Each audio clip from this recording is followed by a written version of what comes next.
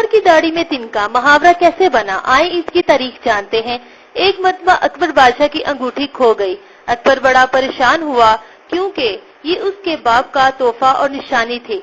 जब बीरबल दरबार में पहुंचा तो अकबर ने सारा माजरा उसको सुनाया और उससे कहा कि तुम बहुत सियाने बनते हो, अब जरा हमारी अंगूठी ढूंढ कर दिखाओ तो तुमको जाने। बीरबल बोला, जहां पना आप फिक्र न करे, आपकी अंगूठी अभी मिल जाती है। आपकी अंगूठी दरबार में ही मौजूद है और किसी दरबारी ने उसे अपने पास छुपाया हुआ है, और ये चोर दरबारी वो है जिसकी दाढ़ी में तिनका अटका हुआ है। जिस दरबारी के पास अंगूठी थी वो खौफजदा हो गया और गैर इरादी तौर पर उसका हाथ अपनी दाढ़ी की तरफ उठ गया।